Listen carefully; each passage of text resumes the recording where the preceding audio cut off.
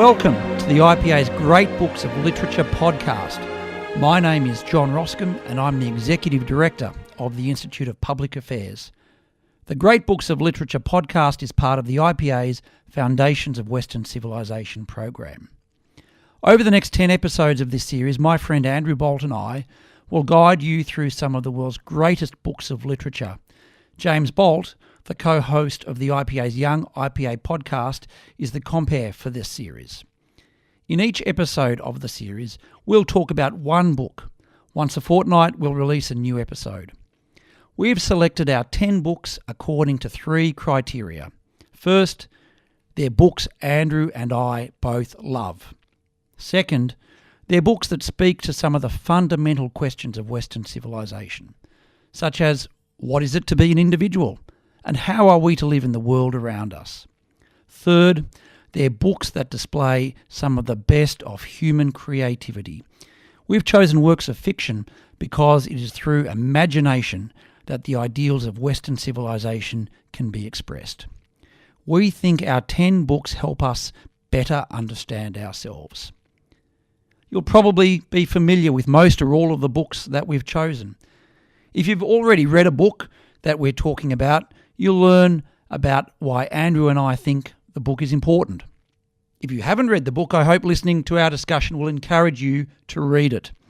And even if you don't decide to read the book after listening to Andrew and I talk about it, we hope that at the end of the episode you'll know more about the book than you did before. The 10 books Andrew and I have chosen for this series, the IPA's Great Books of Literature podcast, are Bleak House, The Leopard, Wuthering Heights, Zorba the Greek, Don Quixote, Heart of Darkness, The Way We Live Now, The Radetzky March, Pride and Prejudice, and The Brothers Karamazov. That's quite a variety of authors and styles and subjects. All of the books have one thing in common though. Either through what they say or how they say it, they help us understand Western civilization in some way. I hope that at the end of this series, you won't only know more about 10 great books of literature. I hope you'll also know more about the foundations of Western civilization, and ultimately you'll know more and better understand our culture, our society, and the world in which we live together. The first book Andrew and I have chosen is Bleak House, the novel by Charles Dickens. It tells the story of a long-running legal case, Jarndyce and Jarndyce, and the story of the lives of the people directly and indirectly involved in the case. I'll now hand over to James. So, gentlemen, this is going to be a long-range discussion about what we thought of the book and a few questions that arise from it. But I will start with, and many IPA members have come forward with questions that they want you guys to answer. But first, one from me, gentlemen. First of all, what did we think of the book? Well, I think while it does satirise the English legal system, I think at the heart of it, it's actually a meditation on love and duty to people and between people, with all kinds of weird permutations from the heartless to the loving. And I think we got to say, perhaps, rather than the court case, which is one where the all the money in the wills were exhausted by years and years of nitpicking legal fighting, what I think is at the heart of it is a benefactor, one of the people involved in this dispute, hires as a guardian or as a companion to one of the 2 children who's taken on as wards, Esther Summerson, a really loving but self-deprecating orphan. And she's the heroine of this. And Dickens writes half the novel in her voice, which is extraordinary as a male author for a start, but also as an author who has the big knock on Dickens was that he couldn't do female characters. And I think opinions are divided because some people don't like Esther Summerson. She's too self-deprecating, too self-abnegating, but I think he does it really well, John.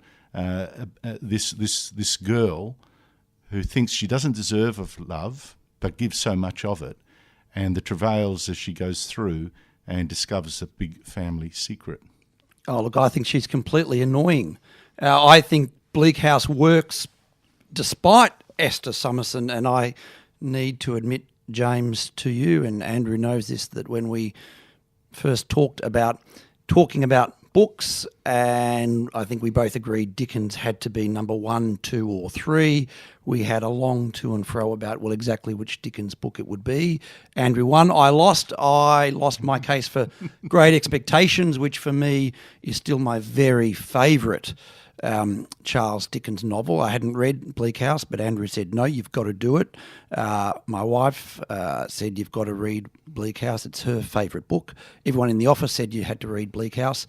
And I'm glad I did. It's not my favourite, but I think you can now mount an argument that it's Dickens' greatest book, exactly as Andrew said.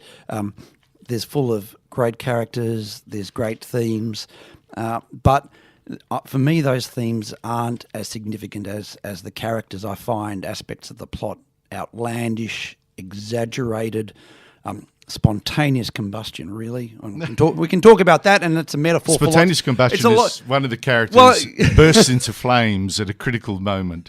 There have been cases where this is said to have happened, where, I don't know, alcoholics got too close to a fire and burned to death. And then Dickens got upset when everyone criticised him for being completely unrealistic. But for all of that, it works for me, and I'm glad Andrew got me to read it, and I'm glad we're starting with Bleak House because the characters are absolutely fantastic. That's one of the extraordinary things about Dickens. I think there's something like 80 distinct separate characters if you go through the book. Of them halfway through. Well, not really, because I think Dickens manages. He's such a master of the telling detail.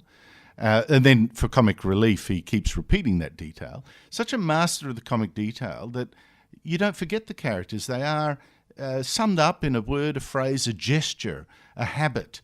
You know, the sternness of some of the charity workers is just extraordinary. I find it so there's a cinematic quality to this from the very first start. Not just the characters, but if you think of it. The book opens with this marvellous thing about London fog and mud, and it just paints this great London fog.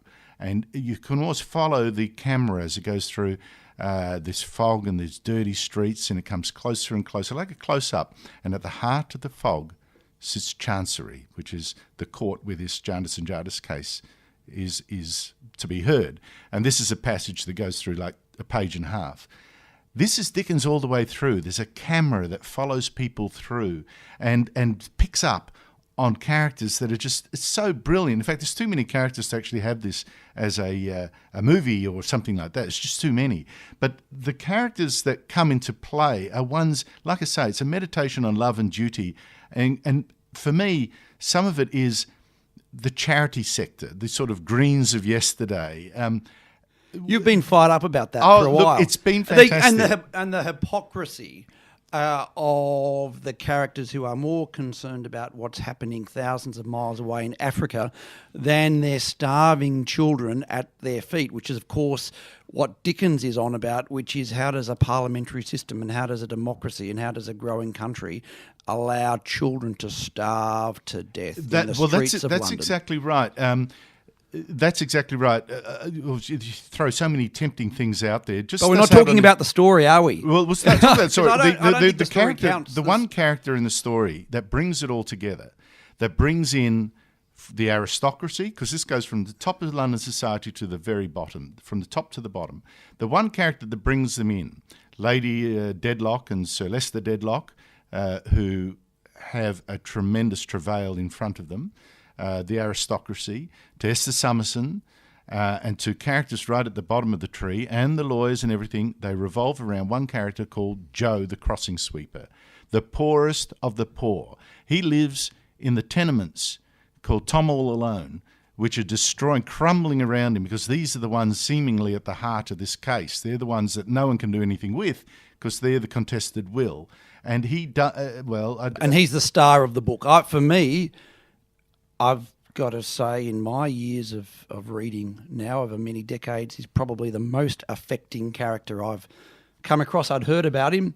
And again, you read some of the commentary on Bleak House and Dickens generally, and they say, oh, look, it's exaggerated, it's over the top. And in one introduction to Bleak House, I read, he's the perfect character for the soap opera generation and Kramer versus Kramer and Love Story, but I defy anyone to read, without giving the story away, but let's give away part of it, I defy anyone to read those couple of pages about Joe's final hours without a tear in their eye. Well, what's interesting 900 about that- pages makes worth reading for 2 pages of Joe. Dickens started his career as a journalist, of course, and he also he was lucky to get there because his early life.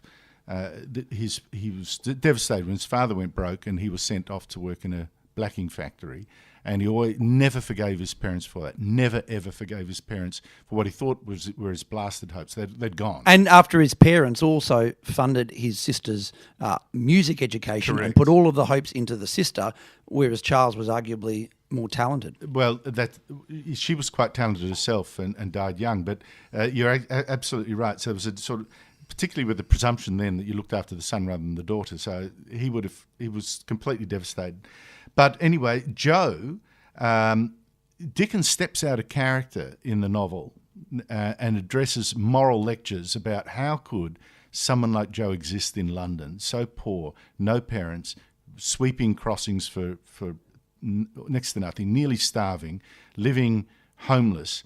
How could this happen in the heart of London? Whereas I think that bit where he steps out of character doesn't work. That's where he starts preaching, and I don't think that's as effective as simply allowing Joe and Alan, the doctor who cares for him, to speak for themselves. Well, and that's where he gets a bit preachy. I actually love it because it gives a moral weight to the whole thing. Yeah, he hits you over the head with a hammer.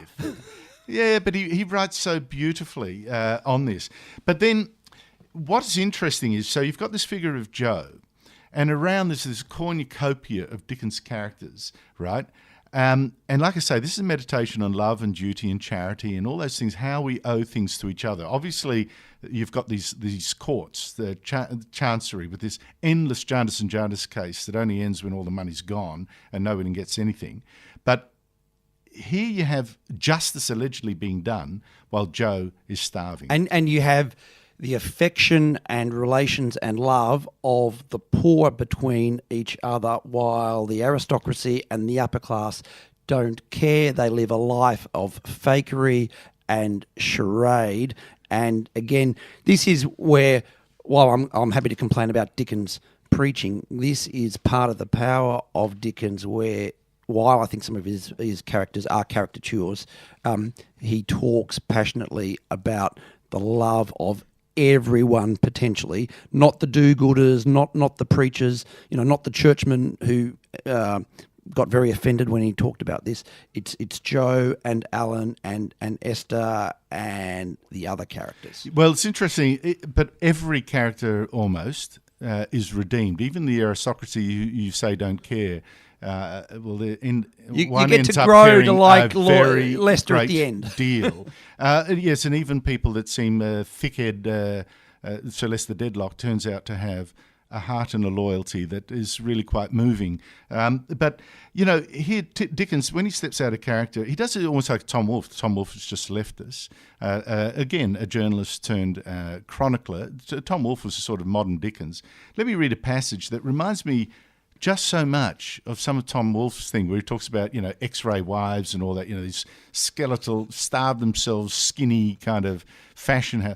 Dickens does a passage that's curiously almost the same. I wonder whether this was an inspiration, but so brilliant. So he talks. So we go from Joe the crossing sweeper to the Dedlock house. These are very rich aristocrats, and so he says the Dedlock townhouse in London stares out at other houses in the street of dismal grandeur and gives no outward sign of anything going wrong within, because as we know, something is. Carriages rattle, doors are battered at, the world exchanges calls. Ancient charmers with skeleton throats and peachy cheeks that have a rather ghastly bloom about them seen by daylight, when indeed these fascinating creatures look like death and the lady fused together. Dazzle the eyes of men. And on he goes, forth from this frigid mews come easily swinging carriages, guided by short-legged coachmen in flaxen wigs, sunk deep into downy hammercloths. I mean, he does those descriptive things, the cinematic thing, and then you pan into the characters. Now, but just on that, he does it because he's so angry. I love it, and you can sense the passion and his feeling that these people don't deserve it, that they're hypocrites, that they're living a facade, and of course they're living in a bubble. They're living in a bubble, and of course the parallel between that and his own life that we might talk about later is that at the time he was desperately unhappy in his marriage, but he didn't want London and English society and his readers to have any clue as to what was happening behind his closed doors either. He was very cruel to his wife. But what I find interesting, so it's not just the courts though. Yeah, I think have we come to the conclusion the courts are secondary? They're a metaphor. They're a metaphor for yeah. an uncaring. They call this justice, right? But so you got Joe the crossing sweeper. Now you haven't got him just let down by the courts and the politicians, to which and the churches. I mean, Dickens and people who pretend to care but then don't, and who kick him out onto the streets. Well, the caring thing. So Dickens is not just angry. He encompasses everything. He's like all of humanity. The comic parts are fantastic because you've also got the charity workers. Joe is there despite all these charity workers. The 19th century environmentalists. This is what you want to say, isn't it? Brilliant types. Mrs. Jellaby. She is great. You know, she's got, you mentioned it before, Dickens calls it telescopic philanthropy. She can see all the way to Africa, but nothing closer. She can't see the children falling downstairs, that they're dirty, that they're hungry, that they're crying. She doesn't even hear it. Her house is a chaos, but she's forever raising money for Africa. I mean, it's just incredible. And, Mrs. Jellaby. And she's getting her children to take dictation. And while she writes these endless letters that are an end in themselves, that Correct. don't even have any purpose. Correct. That's it. It's all busy work. It's all busy work. She's being good. She could work for the government. But no one actually knows what the heck she does in Africa. And the children can see through it as well. And they get very resentful. And this is a common theme, actually. Children are seeing through some of these things. Then there's the other charity worker, another, Mrs. Pardiggle. So Mrs. Pardiggle, her speciality is going through to people's houses of the poor and reading moral lectures to them. While they're starving. Well, in fact, in one particular scene, yes, a baby is dead in the room. She doesn't even notice. She keeps giving them temperance lectures because Dickens, for her, the phrase is rapacious benevolence. It's like she's stealing her credit from them. And Dickens, who liked to drink, of course, hated the temperance movement. Oh, yes. Well, in fact, he makes fun of her because she enlists all her children into her causes, and she boasts how Alfred, aged 5, has sworn forever to give up tobacco. And all the boys are so resentful and hitting each other and cross that they've got to give up their money to her causes. But the thing about Dickens poking fun of these people is that Dickens, again, in his private life, actually did something about it. So, Very of course, generous. he had Urania, the house for so-called fallen women. Mm-hmm. He, and we could talk about this, took up a lot of social causes, and he cared about people under his feet in London compared to these people who he was poking fun at, who he said made no difference and only did it for their own self-aggrandizement, But nothing this is so else. interesting. And then there are other... the Jarndyce, one of the Jarndyces involved in the case, he doesn't want anything to do with it. The case rolls on even though he doesn't want anything to do with it. The old wise man. The old wise man, too good to actually be true. But he's bludged off by another character, Harold Skimpole. Oh, you've got to talk about Skimpole. I mean, I think all of us in our own lives have come across some sort of character like Skimpole. Well, but to be Skimpole fair, at well, one I don't like stage Esther. She sees through Skimpole at the end. She does. He says, for instance, I almost feel as if you should be grateful to me for giving you the luxury of generosity. So he bludges and he thinks, because you feel so good at giving to him, he feels he's doing you a favour. And he pretends So he he's doesn't leave your naive, house. and he pretends he doesn't know what he's doing. But I'm just a child, a mere child. Give me more money. Give me more Give me money. more money. I'm just a mere child. I can't pay you back. It is just so wonderful. Dickens has got the whole range of how people, what does goodness mean? And I understand you don't go for Esther Summerson, and there's a lot not to like about her. She doesn't feel that she's lovable. But she is. Everyone does love her, and in the end, she's the constant. She is the one who does good. Doesn't seem good. She does good. Practical good all the way through. But I have to say, the word little, if only Charles Dickens had scrubbed the word little from his dictionary, this book would be twice as good. He calls little woman, your little woman, little this, little that. Women are always little. His ideal is a little woman, a meek woman, Esther Summerson, which is really weird because his most beloved daughter was anything but. And while, as I've said, I don't think She's a she works. firebrand. There's the Bagnets, Mrs. Yes. Bagnet that works, and and even Lady Dedlock at the end. Yes. Great love. Comes good. Cool. So Have we explained why we like it? Yeah, but I think Andrew, you're convincing me that maybe this could be is Great about love. Expectations now. Yeah, well, everyone says it's about the courts, and in a sense it No, is, it's but not it's about love really. and duty, and I think it's just, for that is so wonderful. Also Bludgers, Mr. Turveydrop, another great character, whose great point in life is to Bludge off his son and his daughter-in-law. And then his daughter-in-law, who is someone who also loves, because he is a model of deportment. Again, Dickens forever, pokes fun at a model of deportment. He spends hours dressing himself up because once, I believe, the Prince of Wales noticed him. And so his duty is to go through life being a model of deportment to others, including his son. And let everyone else look after him. Exactly right. Okay, brilliant. So we'll now go to some questions that IPA members have sent through. So we've already touched on Esther here, but we've got a few questions about the book, a few questions about Dickens and his time, and a few other questions about some wider themes that are available that we might have time for at the end. But we'll go to this question from Ian Harper. So one question I'd like to ask is whether Andrew and John think John Jarndyce had designs to marry Esther from the outset and had arranged for Richard and Ada to live with him to legitimise an arrangement that would otherwise have appeared unseemly. Ian goes on to say, he's always portrayed as such an upright fellow that I'd often wondered whether his intentions in bringing Esther to live with him were entirely honourable. It's well known that Dickens himself had a penchant for younger women. Would that he behaved as honourably as John Jarndyce when it came to dealings with his own wife? He acted extremely dishonourably with his wife.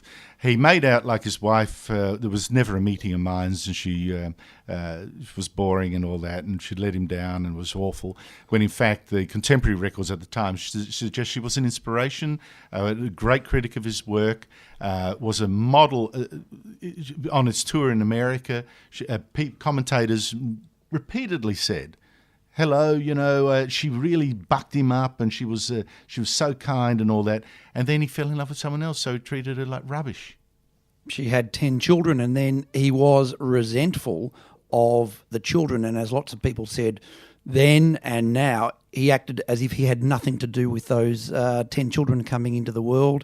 I agree. No, actually, he had a very loving relationship. His daughters absolutely One of the daughters him. liked him, but then there was another one who absolutely hated him. And I agree with Ian that there is something a little bit spooky about creepy, I think is the word you're looking for. a bit creepy about John Jarndyce and Esther. And again, this is one of the things that I think does work in Dickens. He doesn't ever exactly explain what the court case is about. We know it's something to do with a will, but we don't know exactly. And he keeps on saying these are cousins, so presumably they're distant cousins. We never really get to the bottom of how this bloke living in this mansion gets to be looking after these cousins as wards of Chancery. And there is a little bit of darkness that hangs over that relationship. But I'm glad that in the end, Esther does get to marry Alan, and that in that part of the book at least has a bit of a happy ending. This is one of the creepy parts of the book that I think Dickens, the fantasist, as in his Dickens, own the guy living a double life, imposes, nearly. Yes. We have John Jarndyce, one of the participants in this, unwilling participants in this legal action. He takes up 2 wards, as you say, 2 distant cousins, and hires Esther to be the companion of one. And he falls in love with her, proposes marriage. She's so grateful because she doesn't feel... I think if you see her as a terribly damaged person who was abandoned by or who lost her parents, raised lovelessly by a relative, treated like dirt, then sent off as a governess. I can imagine that's a damaged person. I don't know whether Dickens intended it to seem so, but that's why I can forgive her in a way you can't. And he falls in love with her, and she agrees because a sense of duty and gratitude to everything he's done for her. And then he hands her off. Well, maybe we shouldn't. You can't marry people for gratitude. And I do find that a bit yuck. But then, given that is described through Esther Summerson's eyes, I don't know that you can then say Dickens is blind to that because it's talking through Esther. You're entitled to see it, but I don't know. And so I think if I'm being generous, I can go past that. But I do think he's a bit of a strange person after all, John Jarndyce. And Jarndyce does want to exercise these controls over his wards, over Richard. He tells Richard what careers to take. He does give Richard good advice, but again, we don't know whether he really means it, which is give up on the court case, develop a profession, and Richard is one of the most pathetic He gets sucked characters. into the case. He gets sucked into the court case, thinks he can earn some money from it. His life is destroyed. But here again, like I say, the whole book, while it's the court case, is a meditation on the kinds of love and charity and duty to her. He owes his other cousin, the two cousins fall in love, he owes her a duty of care, of love. He says he loves her, but he doesn't do anything about it. And Ada puts up with it. But again, there's a dependency. And you know, Dickens is frank about that, or through Esther is frank about exactly that Richard is a user and a loser, and a loser. Yeah. And in all this, like I say, there's so many. You have a look at Lady Dedlock and Sylvester Dedlock. Sylvester Dedlock looks like a complete numbskull, trading on his family and his fortune and his reputation, completely proud. And having these turns out to have depths that Richard Carston, the ward, who's presented initially as a loving, charming person who sees through all this, he does not. And I think Dickens is brilliant in that. He sees us in our entirety, even if, as you say, he himself is imperfect. Okay, cool. We've got a second question here from Ian Harper. So, second question concerns Mrs. Jellyby, whose, quote, telescopic philanthropy, as you were talking about before, is often said to be modelled on Caroline Chisholm, who, if people don't know, was a progressive 19th century English humanitarian, known mostly for involvement in female immigrant welfare in Australia. Given that she is generally held in high regard in this country, I know she was on the $5 note for a while, what was it about Chisholm that particularly irked Dickens, and how did she come to his attention? Well, we know that Caroline Chisholm met Dickens on a number of occasions, and that Dickens was a great proponent of immigration to places like Australia, South Africa and Canada as a way of renewing people, as a way of allowing some of the underclass in London and Britain to escape. I used to like Caroline Chisholm, and there's a great new biography out of her. I must say, after reading Bleak House, and if Jellyby had anything to do with Caroline Chisholm, I think a bit less of Caroline Chisholm. But again, it was this willingness and desire not just to do good, but to be always talking about it, to be always wanting everyone to care as much about it as you, to be always at you. And Caroline Chisholm was famous, certainly here in Australia, for always being at the governor and always being at people someone who else could, had to do something. someone else. And again, it goes to this point that we've made, which is Dickens's anger.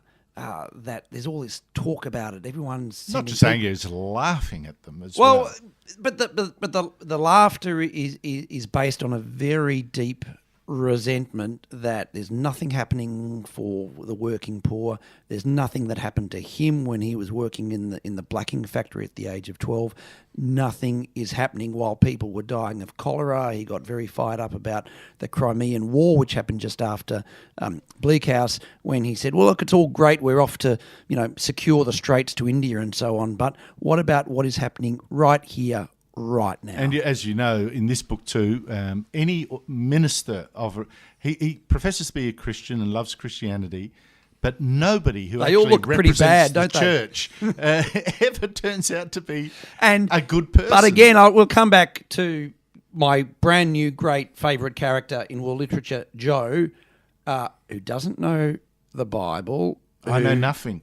Who knows nothing, but who starts to utter the Lord's Prayer, which is far more meaningful than any of the sermons in Bleak House. Well, in fact, the reverend that pops up... Oh, Chad he Band doesn't- and these people. Yeah, no, he's just there for the food.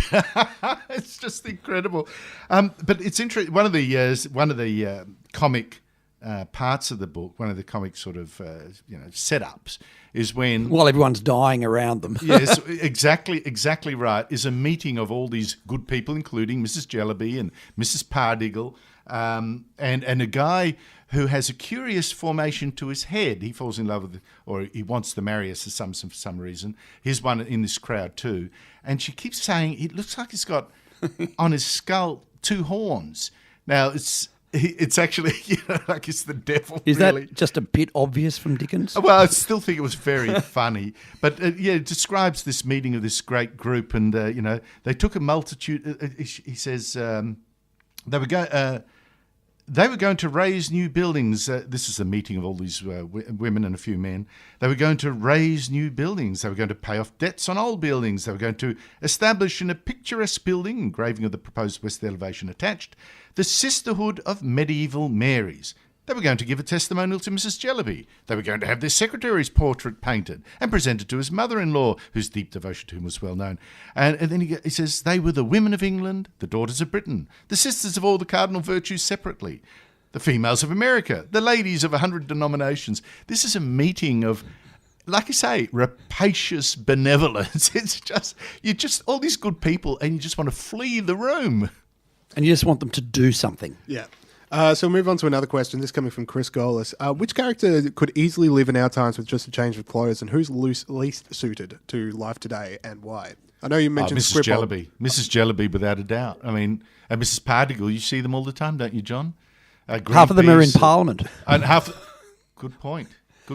They'd be Greens voters. They Greens would, MPs. They would be, and I'm not going to talk in this podcast about climate change and electricity prices, but that's exactly what Mrs. Jellyby would have been onto if she'd been alive in 2018. Well, Mrs. Jellyby would be Green MP with a telescope of philanthropy. She could see all the way to the Middle East, but nothing on the streets of Melbourne and Sydney. Okay, brilliant. This question was submitted anonymously. Do you agree that Bleak House is less well known than Dickens's works such as Great Expectations, David Copperfield, and A Tale of Two Cities? Why do you think that is? Is it the quality of writing, the literature, or the plot? John should answer this because it took him 3 months to read the book. It's 900 pages, Andrew. I think that explains a lot. And as I said, look, I always found it daunting at school, and later you look at even Hard Times or Great Expectations, of course, Tale of Two Cities, Oliver Twist, Nickleby, etc. I've got to be honest and say I don't like the title. I mean, it's ironic because, of course, Bleak House is actually quite a happy home, and Dickens contemplated lots of different titles, but Bleak House is always presented as that hard, that difficult, big Dickens novel that you need to read one day, but why don't you do something easier first? But as I said, once I got into it, it grabbed me because, as I said, the story is ridiculous, but the characters are just fantastic. I also think when you have a look at the other ones that were mentioned there, Pip in Great Expectations or David Copperfield himself, these are people that you warm to. Nicholas you follow and you care for You in care a for way them. that you don't quite in Bleak House. Esther Simpson, as you say, there's something,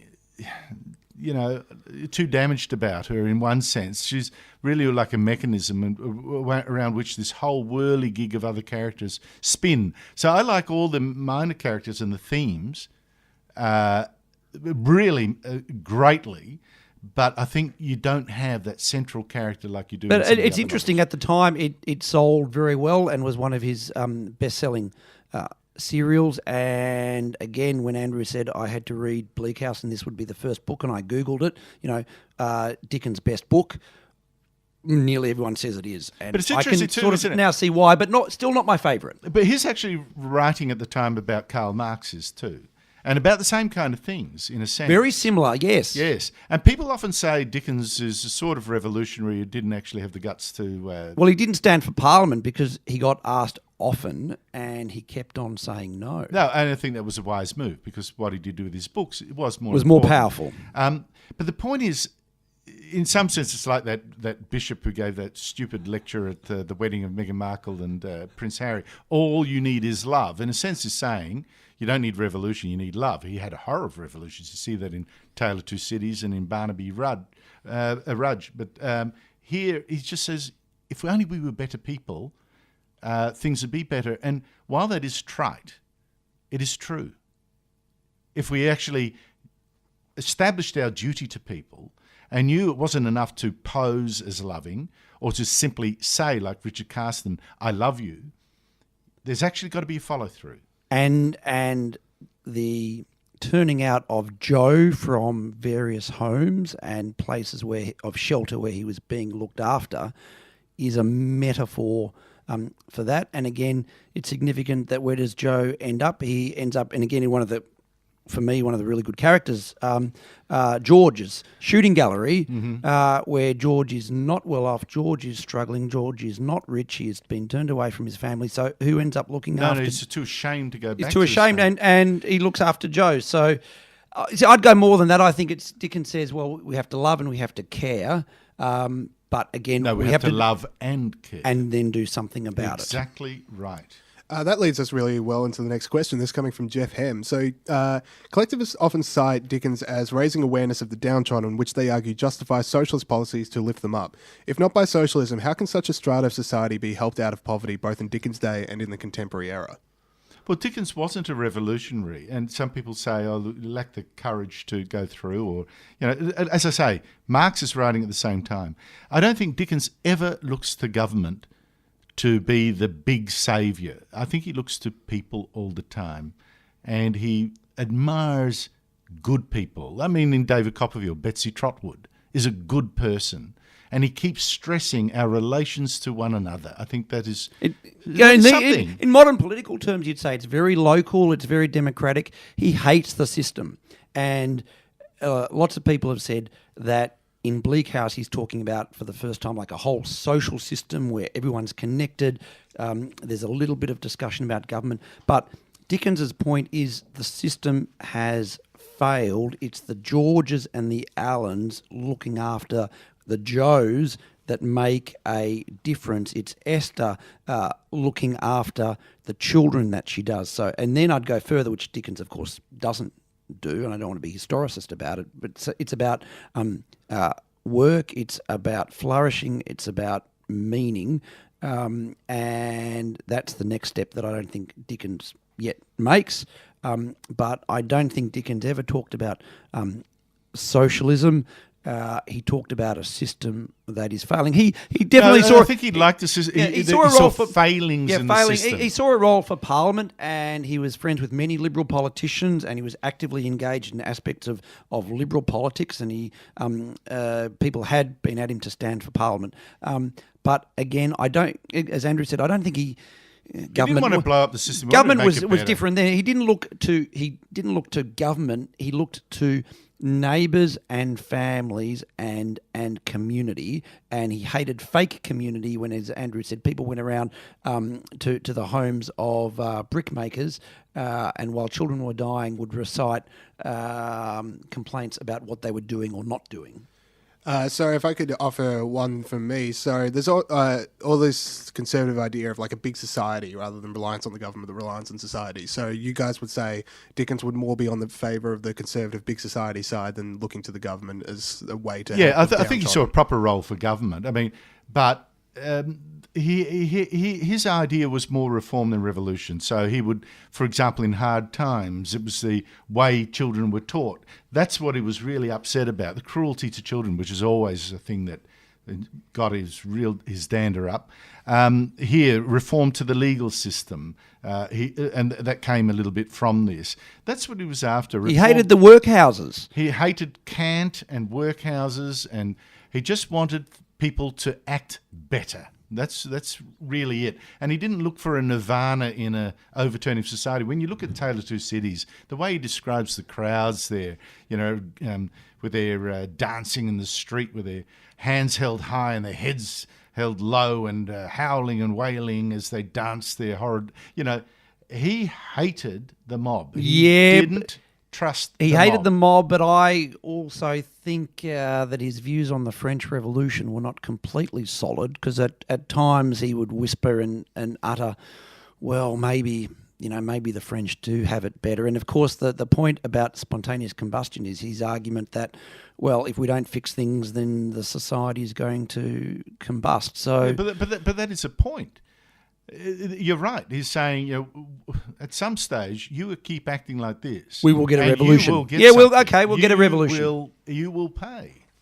Yeah, Which is, of course, the argument about the success of British liberal democracy and the parliamentary system, as to while in the middle of 1848 Europe was going up in flames, why did it not happen in Britain? And in Britain there still was some parliamentary outlet in a way that didn't exist on the continent. Correct. Yeah.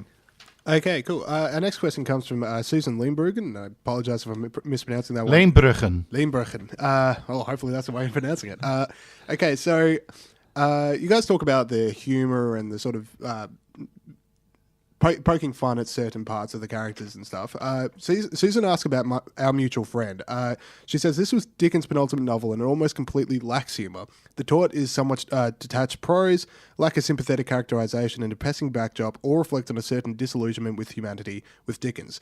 Do you sort of see Dickens as he gets older and gets more into his Getting books, more bitter and twisted? Getting more bitter and twisted. Is that something you see in his works? He gets a little darker. I think he gets more serious. Maybe I don't know. Maybe the comic invention that you get right from the start with the Pickwick Papers and Nicholas Nickleby and all that kind of stuff. That's hard. That's really hard to keep doing.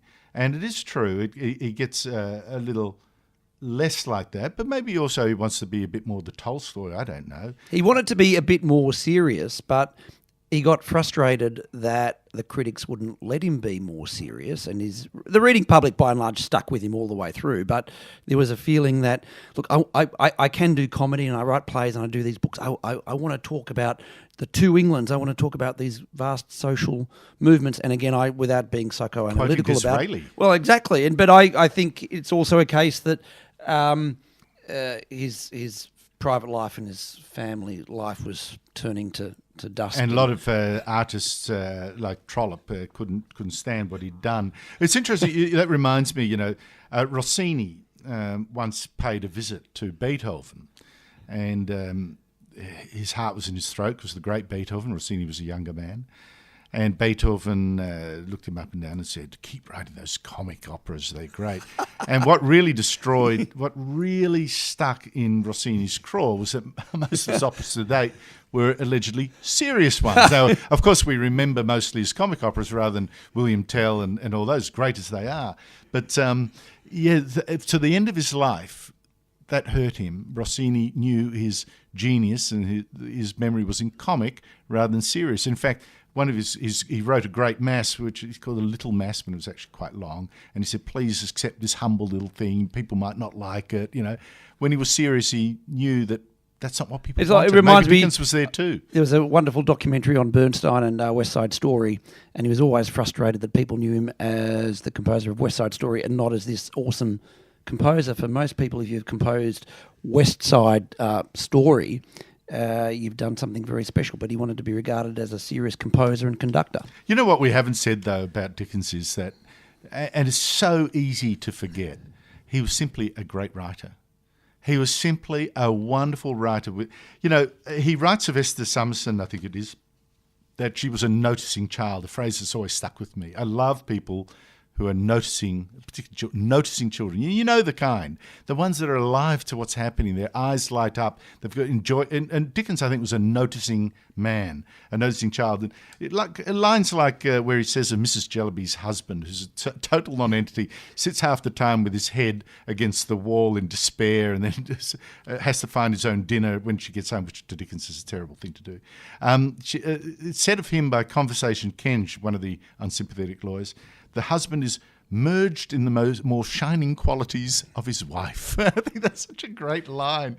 Merged in the more shining qualities of his wife. I'm going to ask you, Andrew, a question about writing. You, in the course of a week, write many, many more words than I do. And one of the things that I always want to know is that I Google, you Google how many words do the great writers write a day or a week. Dickens, I'm sure someone would know exactly how many words he wrote over the course of his life, but for decades he wrote at least 4 or 5 hours a day. He would go for 6-7 hour walks. And it always struck me that when you're talking to younger people about whether it's writing a novel or a research report or an op-ed for a newspaper, they're always waiting for this genius and this spirit of inspiration to come. And the point about Dickens is he did it every single day from the age of 15 or 16. And he wrote journalism.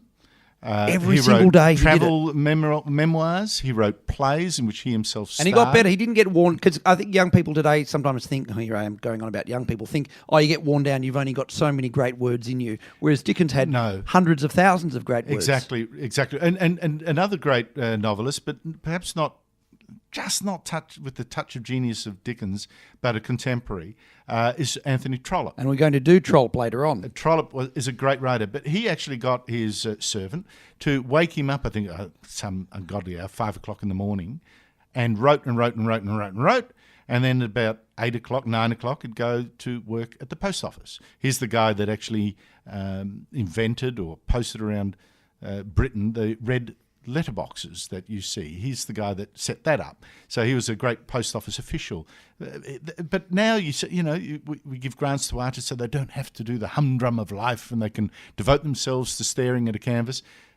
Trollope wrote more books than Dickens by a mile and did it as a post office employee. And there was an idea of hard work, so Dickens just would have his breakfast at a set time, and whether he was on holiday or at home, he would go to his study or go to a place to work. He would emerge 4 or 5 hours later and then continue on with the rest of his day, and he would do it day in, day out. And of course, one of the things that upset Dickens about his children is that this example of hard work never seemed, in his view, to be inculcated in any of them. That's because a genius is a genius, and to have in a family 2 geniuses is you're against the odds there. So Andrew, have you just read my notes? No, I haven't. I literally, and this is from Peter Ackroyd's biography, which I think is probably one of the best books on Dickens, and I was actually going to mention this at the end, but I'll mention it to you now. I'm going to say that I'm sitting in the presence of Andrew and James, and so this quote from Dickens about his kids, of course, doesn't apply to the Bolt family.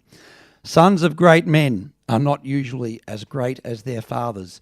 You cannot get 2 Charles Dickens in one generation. But it's true. Except it's the Bolt. But it's interesting, what I also find, and particularly since I work too hard, and James will probably... Are you suffering from that, James? You weren't there for us. Don't say it now. Don't say you weren't there for us, Dad. But Dickens had that phenomenal work ethic, and yet... His daughters, like one of his daughters wrote a Life with My Father. I can't remember what it's called. They remember him being present for them when it counted, and not just like you're there for me, but he'd be there in the evenings. He'd be there for the parties. He'd be there for their friends. He was always on, and they loved that the shows he put on, the plays he put on. I'm now going to take on the anti. I'm going to be part of the anti-Charles Dickens faction, and I'll acknowledge... And there's a big one. No, and there's a big one and growing, and I will acknowledge all of that. But I would argue that even at that time, it was a bit strange to be sending your 7-year-old son to a boarding school in France for 10 months of the year. That's true. To say goodbye to your son to India. No. To say goodbye to your son at the age of 16 and never see him again.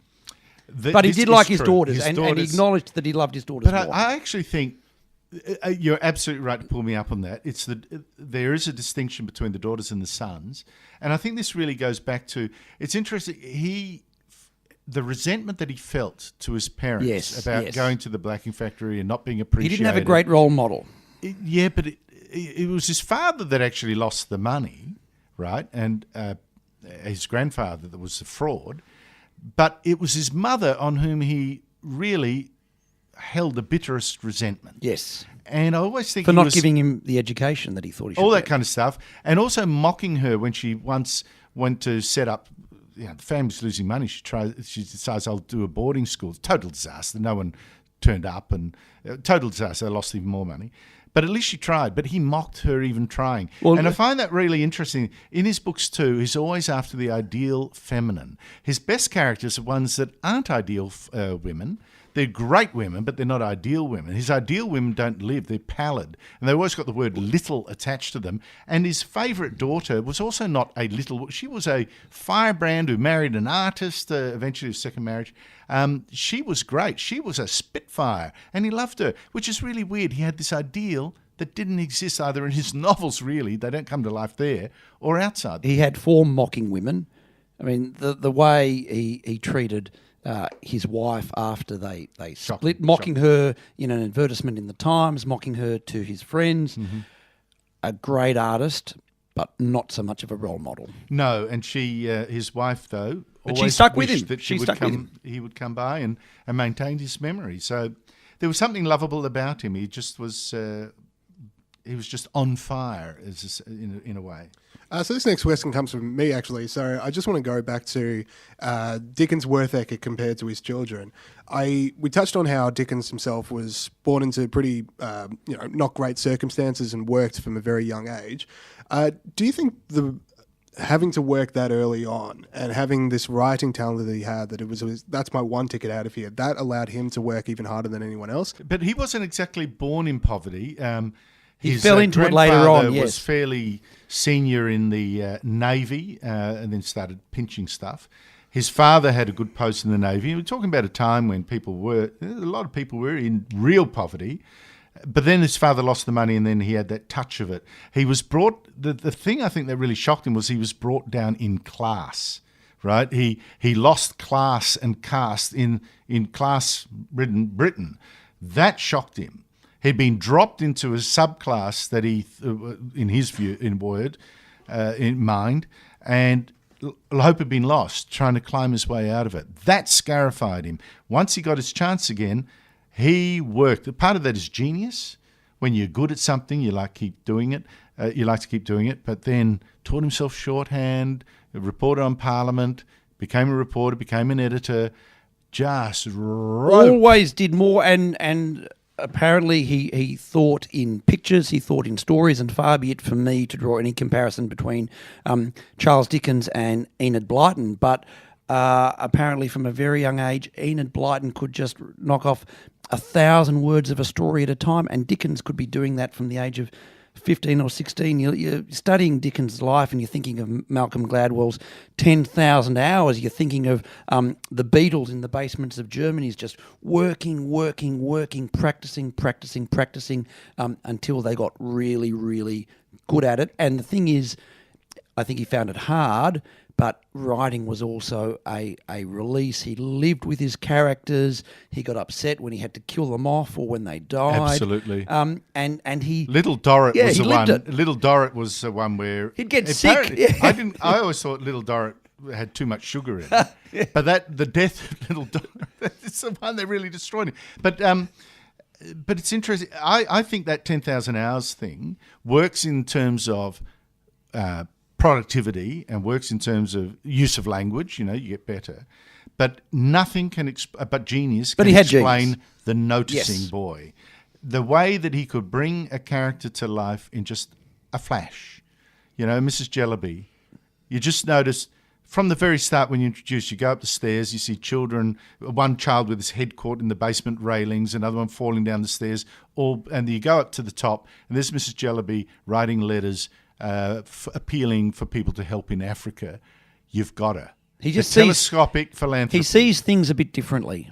He looks for different things. Well, it says Mrs. Jellyby, her stays didn't quite match. They didn't quite meet. They were loosely tied. A little detail like that. The little description of Phil who works with George in the shooting gallery, the dirty hands. You can sort of just see it. Yes. As you said, it's a bit cinematic. Well, it's a little bit like Sherlock Holmes. I know that you are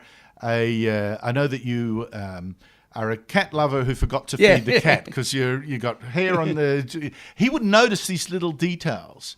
He had an eye for the detail that distinguished someone's trait. And people talk about types. Dickens saw people in caricature. You go through life, you look at people around you, so many people are caricatures. He actually that is unfortunately how we are. Yeah, and there were a few, and he could succeed with a few thousand caricatures, which he did so brilliantly. Like I say, about 80 characters, I think. I can't remember. I might be wrong by 20. There might be 100. And he but forgets half of them halfway through, and the reader forgets them. But then when they come back, you think, oh, that's right, you're the one with the curls in the hair, or you're the ones with the dirty fingernails, or you're the one with something else. Yeah, you're the one that carried a handkerchief in a certain way, or was forever sniffing, or exactly right. But also the names always help. The lawyer Tulkinghorn, you get the idea. The lawyer Voles, a little bit like you call the someone Vole. Snagsby, and you think, well, okay, they're a slightly ridiculous character, but they're also a bit of a caring character. Rouncewell's what a fantastic surname, and he took a lot of time thinking and testing out names. He did indeed, and the names are so evocative. And again, with you mentioned Snagsby. Mr. Snagsby turns out to be a minor hero of this story. Good character. His wife is fanatically jealous of him. There's nothing to be jealous about. But here again, the characteristic of him that he keeps giving Joe and others a little coin. Don't tell Mrs. Snagsby. And he gives a little coin. Wherever he goes, just gives a little coin. Don't tell the wife. And in fact, that's one of his secrets, that she thinks something's up and makes him even more jealous. But, those characteristic defining things about people. Just little, and character traits and just little turning moments like that. Exactly right. Okay, brilliant. I think we've got time for one more question. This was sent through by a few different people, but I'll quote Matthew Fagan's one. So Dickens' books were serialised in magazines before being printed as full books. This is something that was very popular back in the day. It's no longer popular. Books just come out as one big book, and obviously we have TV shows that come out. Like binge TV series. Yeah. So what does that sort of bring to a book that you like, and what does it sort of subtract the idea of serialisation? You do get the cliffhanger end of chapter, but that's now reinvented, isn't it, John? I mean, you go through, I'm not saying Joe Nesbo is Charles Dickens, but you go through Joe Nesbo book or whatever like that, you will get the cliffhanger at the end of a chapter. You go through West Wing, you go through my favourite Friday Night Lights TV series, you go through Breaking Bad. It's he developed out of the serialisation. I think one of the things that you don't get from reading the book in one go is the journey over a period of years and months. And they would talk, and again, you look at the books talking about Dickens, and people would buy the pamphlet, hand it on, they would talk about it, what's going to happen, have you read this, have you seen this? And it was an emotional experience, I suppose, like we get with movies or TV series, or these days, I dare say, like MasterChef or something. The community travelled with Dickens, whereas this is sometimes like an overload of chocolate. No, but I think it's interesting that, you mentioned, I think you're onto something there by mentioning something like Breaking Bad. But the more the Netflix thing, or the Stan, or the new series that we have binge watching in, which is endlessly long, Game of Thrones long, and every chapter or episode is a chapter. When you write like that, you can sustain a journey over a longer period. Yes, which whereas you can if do. you're standing and writing a book in one go, that's harder. That's much harder. 2, you can people it with many more characters and then lose them along the journey. They will do for that chapter. They will do for that episode. And I think that may explain the richness of all those characters in Dickens, that he could do that. He could be profligate that way. And he starts a character and might not know how they end. So a couple of times he'd draw a character on from real life, and Skimpole is one such example. And then they would complain, and then halfway through he'd have to turn the character from bad to good or good to bad. Skimpole never ends up that good, though. No, he doesn't. Which is something that happens a lot in TV shows. Characters start out bad, they become good. I'm thinking Jaime Lannister from Game of Thrones. Very bad guy. The actor wants a pay rise, and they have to kill them off. No, but you can play with the character a little more too, and from the feedback you get from the audience and thinking about it, you can play with the thing as you go along. I think one of Dickens' books, I'm trying to remember, where people were upset about how he was treating a certain character, and he changed as he went on. But that said, like I say, this is like a meditation. The narrative is there in this book. And I presume that he had a vague idea of Esther. It goes about Esther Summerson and a woman that she believes is her mother, and I won't go through that. But that's and the Jarndyce case. Those are the two big narrative threads, and Joe is the character that on which around all this whirls. But every chapter is essentially a meditation, as I say, about love and duty and responsibility. And then you can have one chapter on that and one chapter on this, and one. You don't need that great, arrow of narrative to take you through. You mean like Jordan Peterson? No, but I look. We're always going to experience a book that's written 150 years ago. You're going to experience differently today than then. But I deliberately mention Jordan Peterson because while Dickens can write nicely, the reader does have to work a bit. You do have to follow sometimes quite closely, and not everything is explained at the beginning or the middle. And I find it's I'm going through my big Jordan Peterson period, and people say, "How can you watch a 2-hour lecture that doesn't have a point?" I said, "Well, that's the point."